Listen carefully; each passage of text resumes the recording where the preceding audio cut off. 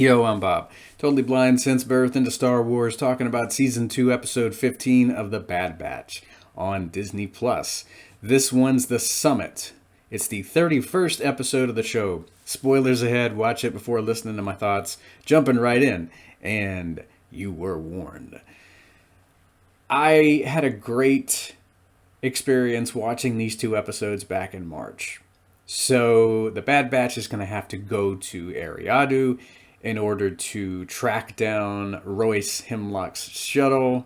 And then they got to place a beacon on that. So that'll eventually take them to Mount Tantus where they can rescue Crosshair. But that's not how things ultimately wind up going for them. And I like instances in the Star Wars galaxy where everything just goes to blazes. And I was actually expecting to journey to Tantus and explore it more in these two episodes, but the Star Wars universe just kept throwing the batch curveball after curveball. I liked that moment between Fee and Tech before everything really started to move and groove in the episode. It's a nice little quiet moment that they got to share. I didn't think anything of it when I was watching it for the first time. I thought, oh, they're setting something up between these two, but now I'm not so sure. We'll get into that in episode 16. So Ariadu is one of my favorite locations from the Expanded Universe novels. I first read about that in Cloak of Deception, I think. That's one of my favorite EU books in which we get to see Palpatine being Palpatine. And then, of course, if you've read Tarkin, one of the newer novels, it features heavily in that. That's where Tarkin grew up. That's pretty much home for him. So I love that he's got a compound set up here.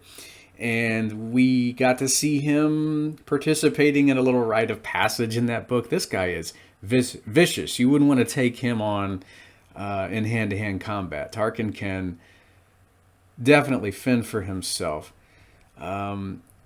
Let's see. I liked the summit itself. We get to see, I think his name is Coburn. We saw him from the Clone Wars animated series, in which he participated in the Citadel rescue, I think.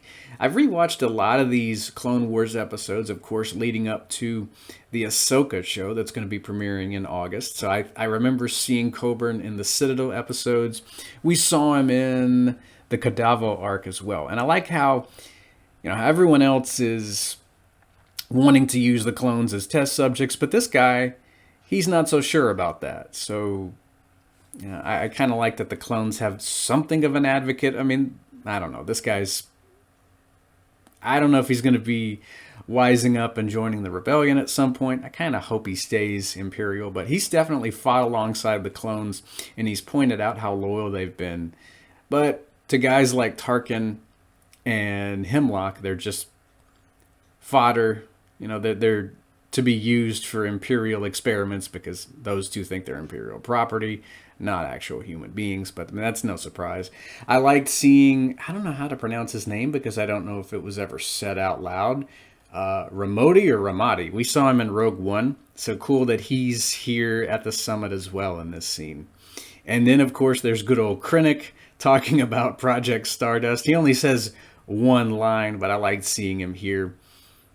It's an interesting little summit there. We didn't get to see that much of it because, of course, you got most of the episode focusing on the batch infiltrating the compound.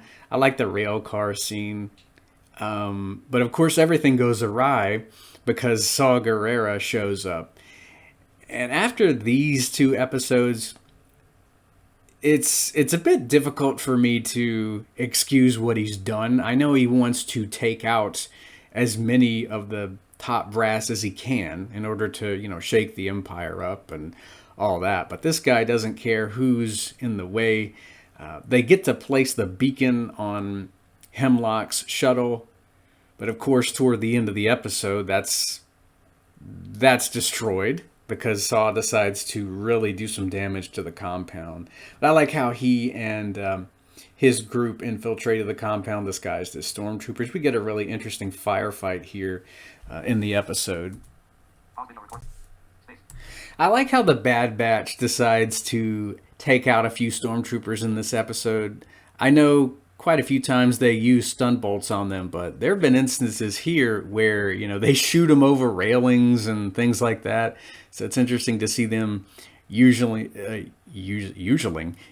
actual kill shots in this episode. So we get a bit of that. They're not as keen on preserving stormtrooper lives as they would be clones, which I think it's kind of cool to see the consequences of war in Star Wars.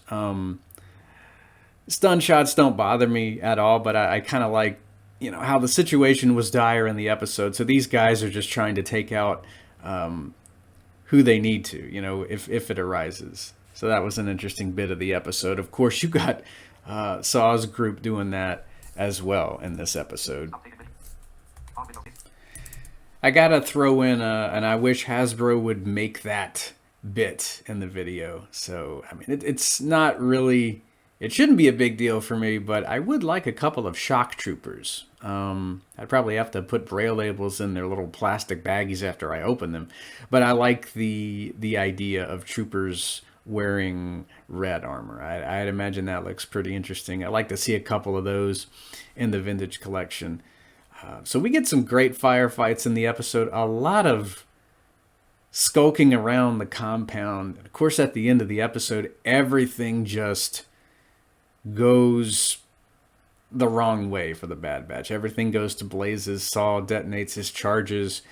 They're stopped on the track there, and they're not sure what to do as the episode fades to black. And when I watched it for the first time, I really didn't, have the credits going. It automatically goes to the next episode. But if you listen to the credits as they start, this very ominous theme starts to play, and I do believe it plays in the next episode as well.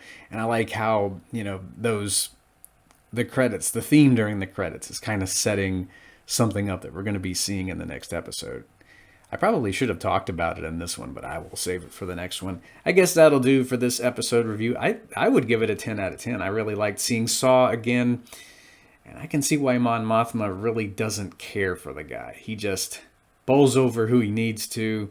He says he's doing things for the greater good, but he is very much a loose cannon here. I still really like his character a lot, and I was not expecting to see him at all in this episode. So quite a surprise. I like the summit itself, and I guess we'll be talking about the season finale next time. So, be here for Plan 99, and may the Force be with you.